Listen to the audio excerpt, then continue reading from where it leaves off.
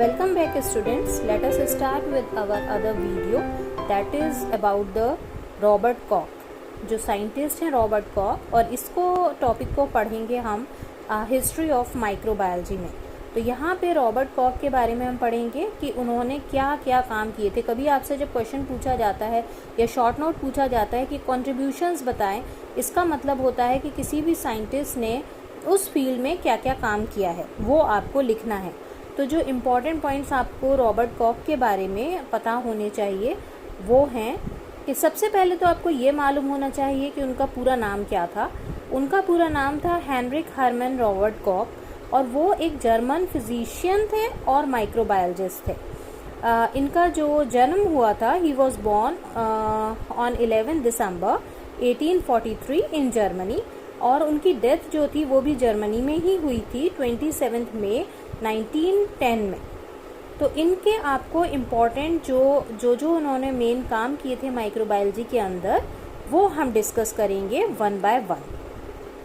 तो सबसे पहले तो आप देखें कि मैं इसको रीड करूंगी और उसके बाद इसको एक्सप्लेन करूंगी। तो Robert Koch provided remarkable contributions to the field of microbiology. He used solid media for culture of bacteria.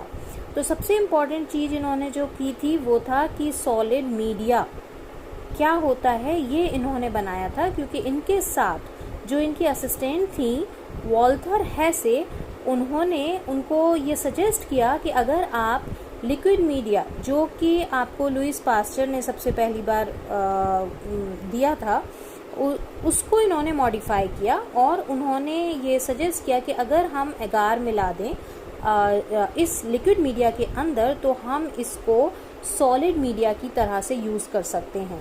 आपने देखा होगा माइक्रोबायोलॉजी का जो लैब होता है उसमें एक लिक्विड मीडिया होता है और एक सॉलिड मीडिया होता है।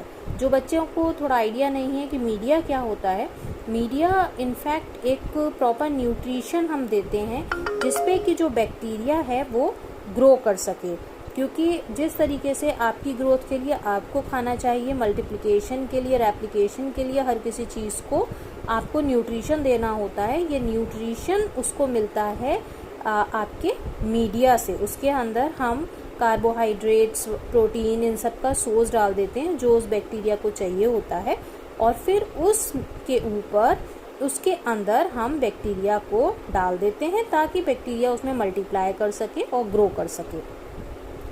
तो जो रॉबर्ट कॉक थे उन्होंने सॉलिड मीडिया यानी कि एगार मिला दिया लिक्विड के अंदर और वो सॉलिड हो गया। दूसरा, इस सॉलिड मीडिया का फ़ायदा क्या था? He also introduce method for isolation of bacteria in pure culture. इसका क्या मतलब है कि उन्होंने ये बताने की कोशिश की कि देखिए, जब कोई भी सैंपल आता है उसके अंदर, फॉर एग्जांपल आपका स्प्यूटम का सैंपल है या आपका ब्लड का सैंपल है, उसके अंदर हो सकता है कि बैक्टीरिया एक से ज़्यादा हो, पर हमें अगर किसी एक बैक्टीरिया के बारे में पढ़ना है तो हमको अपने कल्चर मीडिया के ऊपर जो ब्लड एगार की प्लेट है या कोई भी प्लेट है, हमको चाहिए कि हमें वो बैक्टीरिया अलग अलग होके मिल जाए।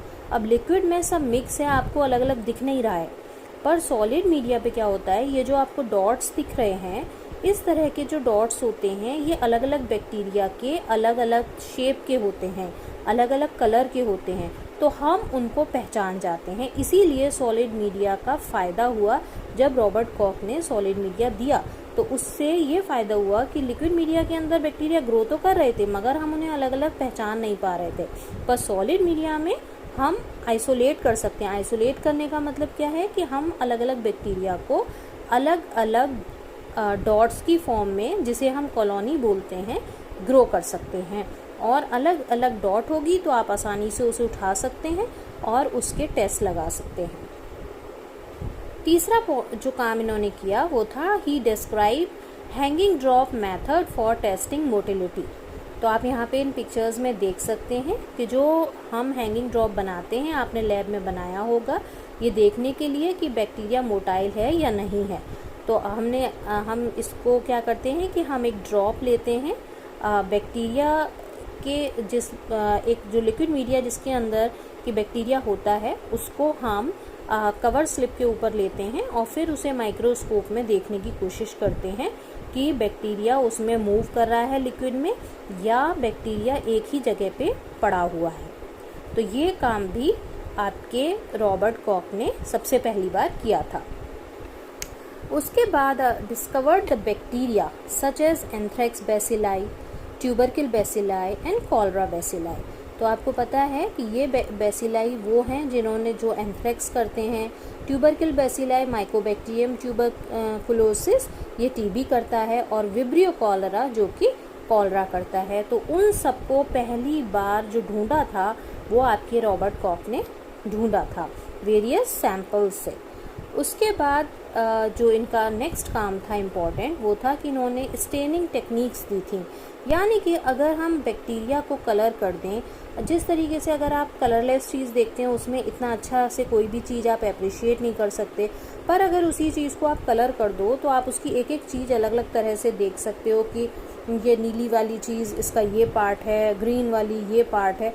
इसी तरीके से अगर आप स्टेन कर दें बैक्टीरिया को तो वो देखने में ज़्यादा आसान हो जाता है और उसको आप आसानी से आइडेंटिफाई कर सकते हो। इसलिए स्टेनिंग टेक्निक्स जो थी वो भी रॉबर्ट कॉक ने दी। उसके बाद जो एक इम्पॉर्टेंट फिनोमेना जो कॉक्स के नाम से आता है वो है कॉक्स फिनोमेना। ये क्या था?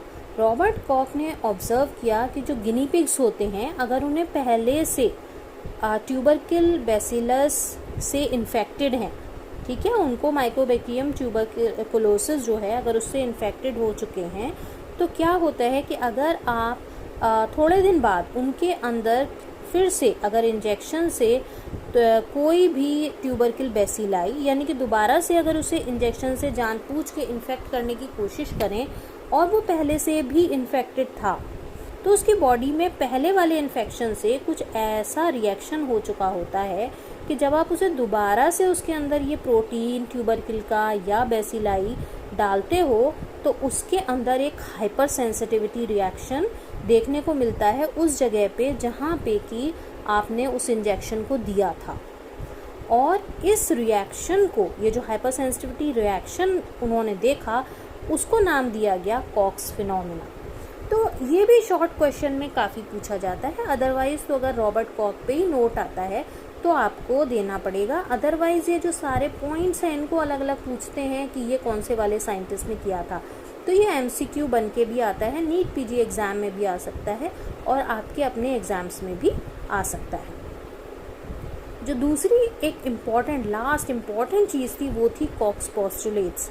अब ये कॉक्स पोस्टुलेट्स क्या हैं, इसके लिए हमको नेक्स्ट वीडियो में पूरा इसको अच्छे से डिस्क्राइब करना होगा, क्योंकि ये एक अलग क्वेश्चन की तरीके से हमेशा पूछा जाता है इन माइक्रोबायोलॉजी।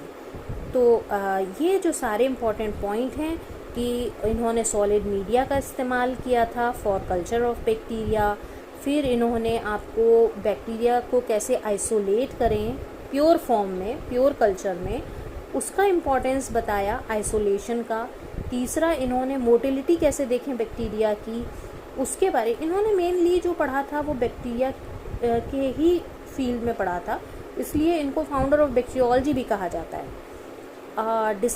उसके बाद इन्होंने कुछ बैक्टीरिया भी डिस्क्राइब किए और कॉक्स फिनोमेना दिया और कॉक्स पोस्टुलेट्स दिए। तो ये जो आपके 7 पॉइंट्स हैं, ये अगर आप इसमें या आपने लुईस पास्चर जो देखा उसमें अगर आप हर जगह देखें तो आप एटलीस्ट अगर 7 पॉइंट्स ये इंपॉर्टेंट पॉइंट्स भी लिखाएंगे और इनको भी याद कर लेंगे तो आपके 100% मार्क्स पक्का है। तो it is better to go point by point and learn them. उसके बाद मैं आपको एक नेक्स्ट वीडियो बनाऊंगी जिसमें कि ट्रिक्स दे दूंगी और उसका लिंक इन वीडियोस में दे दूंगी, जिससे कि आप इन 7 पॉइंट्स को सारे साइंटिस्ट के लिए याद रख सकते हैं। तो आप इनको पॉइंट्स को लर्न कीजिए और मेरे चैनल को सब्सक्राइब कीजिए, अपने फ्रेंड्स के साथ शेयर कीजिए ताकि, और नीचे कमेंट्स में मुझे बताइए कि कहाँ पे आपको दूसरा और कोई वीडियो चाहिए। So please share and subscribe the channel and just learn everything.